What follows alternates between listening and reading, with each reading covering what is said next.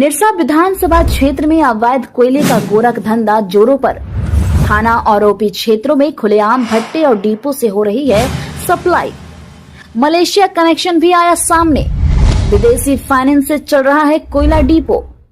प्रशासन खामोश, जनता सवाल पूछ रही है, संरक्षण किसका? एसएन टीवी भारत लाइव में आपका मनोज कुमार सिंह की रिपोर्ट है कि इन दिनों आप देख सकते हैं कि निरसा विधानसभा क्षेत्र में अवैध कोयले की धमाके बोल चुकी है और लगभग 2 महीना होने जा रहे हैं जो अवैध कोयले की बड़े पैमाने पर अवैध कोयले की काम चल रही है।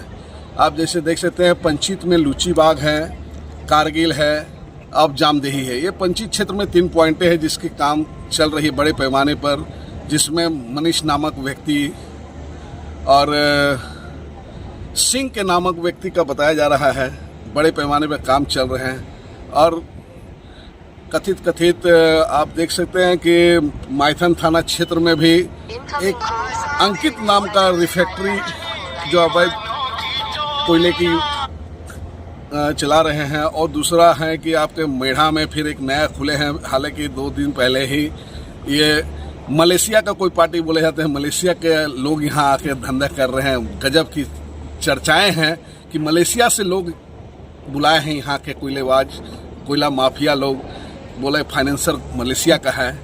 बड़ा मतलब फैक्ट्री का नाम तो बोर्ड है नहीं इसलिए हम बता नहीं पा रहे हैं, मगर मेढ़ा में इस तरह का काम चल रहा है। वो भी रिफैक्ट्री है, वहाँ भी कच्चे कोयले का काम और पूरे कोयले के काम चल रहे हैं, अवैध माइनिंग। आप देख सकते हैं। फिर आ जाइए आप कालू बथान में मंटू यादव करके एक डिपो है जो सरकारी ज़मीन पर, वो डिपो में अभी शायद भट्टा बना लिए हैं और वहाँ भी बड़े पैमाने पर अवैध कोयला कच्ची के काम चल रहे हैं। आप देख सकते हैं। उसके बाद आ जाइए आप निरसा क्षेत्र में काटावनी जंगल में प्रेम सिंह नामक का व्यक्ति और उसमें कृष्णा ताती जो काटावनी जंगल में एक भट्टे हैं उसमें अवैध पोड़े का कोयला का काम। और पोड़ा ऐसा नहीं है कि अवैध कोयला तो काम चल रहा है, प्रदूषण का भी उल्लंघन नियम कर रहे हैं। जैसे बाहर में कोयले को पोड़ा लगा के लोग काम कर रहे हैं। आप इसी तरह देख सकते हैं कि पूरे विधानसभा क्षेत्र में कोयले के अवैध माइनिंग बढ़ चुके हैं।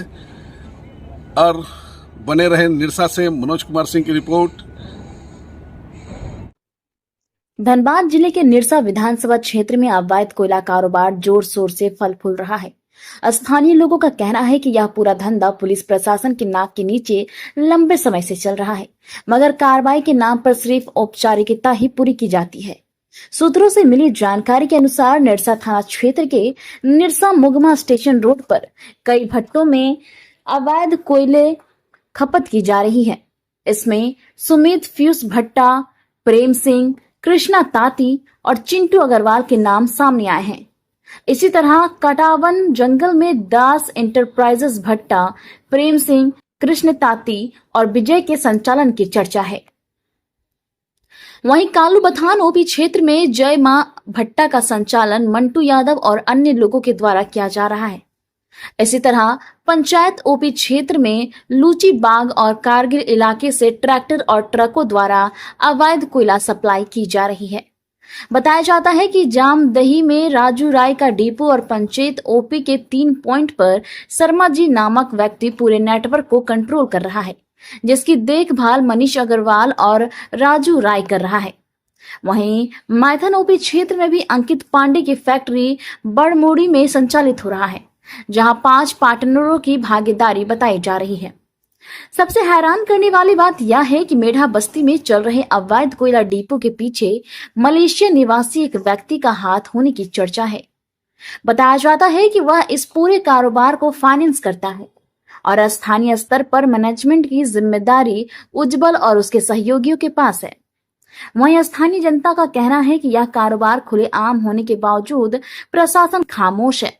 लोगों में यह सवाल उठ रहा है कि आखिर किसके संरक्षण में यह काला कारोबार चल रहा है। अब देखना यह होगा कि जिला प्रशासन और पुलिस कब तक इस अवैध धंधे पर कार्रवाई करती है या फिर स्थानीय स्तर पर मैनेजमेंट की वजह से मामला यूं ही दबा रहेगा। चोरी जो है वो रुक जाएगा?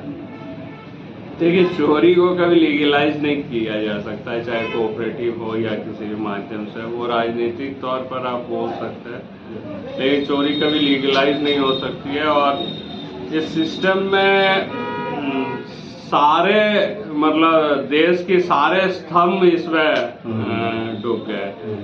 अब राजनीति बोलिए, अधिकारी बोलिए, प्रेस बोलिए, मतलब सारे लोग ही, जितने आप मुख्य स्तंभ बोल सकते हैं, सारे लोग ही इसमें इस सिस्टम के पार्ट बन गए।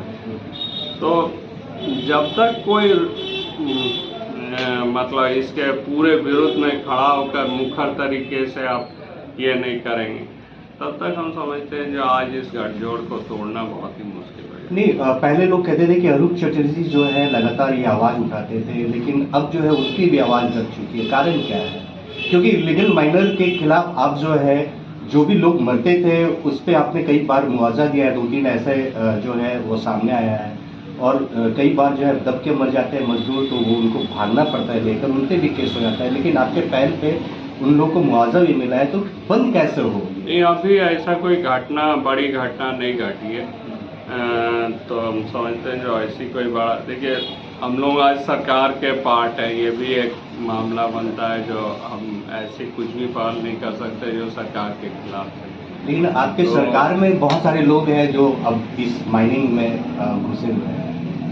देखिए, आप बोल सकते हैं, लेकिन हम लोगों के पास जो सामने छवि है, सरकार हमारे होने के बावजूद भी जो इस सिस्टम में लगे हुए हैं, वो लोग, सारे लोग ही मतलब सरकार के विरोध में ही खड़े हैं। बिल्कुल, ये घटना भी हमको भी टेलीफोनिक का माध्यम से सूचना मिली कि यहाँ घटना घटी है। चूँकि हम लोग का एक मीटिंग चला था तो आने में विलम्ब हो गया, लेकिन ये जो घटना है सरासर मैनेजमेंट का क्या कहेंगे, इसको दोष पूरा है। और ये अपना क्लोरी को सुरक्षित न करते हुए कोयला का उत्पादन कर रहा है।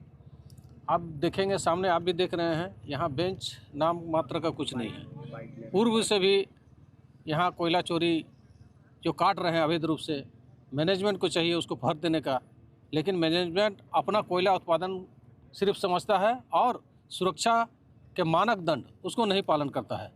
अगर इस तरह का कहीं घटना हुआ है तो ये बड़ा दुख का बात है, और मैनेजमेंट को आगे इसको सचेत रहना होगा। और यहाँ का जो घटित हुआ है इस पर कड़ी हम लोग आपत्ति करते हैं। इस तरह का घटना पुनरावृत्ति ना हो। अगर किसी तरह का जानमाल क्षति हुआ है तो मैनेजमेंट दोषी है।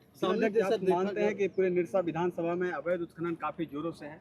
देखिए, ये मैनेजमेंट का कहीं ना कहीं फॉल्ट है। ये लोग जब माइंस चलाते हैं तो आसपास के इलाकों को छोड़ देते हैं, और वहाँ गरीब लोग कोयला चुनने के बहाने आते हैं, और इसका जो फेंसिंग वगैरह होता है मैनेजमेंट का वो नहीं करते हैं, जिसके वजह से यहाँ आए दिन घटना होता है।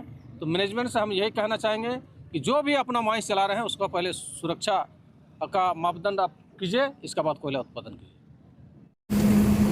नहीं, अवैध उत्खनन चल रही है सभी जगह, इसमें नहीं मानने की कुछ चीज़ नहीं है। अवैध उत्खनन भी चल रही है, लोग मर भी रहे हैं। सरकार को, प्रशासन को इसको रोकथाम होना चाहिए, और वैध उत्खनन होना चाहिए, अवैध उत्खनन कहीं भी नहीं। देखिए, हम चीज़ों को हम चाहते हैं जो चीज़ें बंद हो।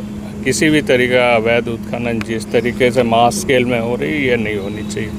काफ़ी लोगों की जाने जा रही है, ये 1-2 का मामला नहीं है। अगर सब जगह पूरी धनबाद को आप लोग देखें तो काफ़ी लोगों की जान इस बीच में गई।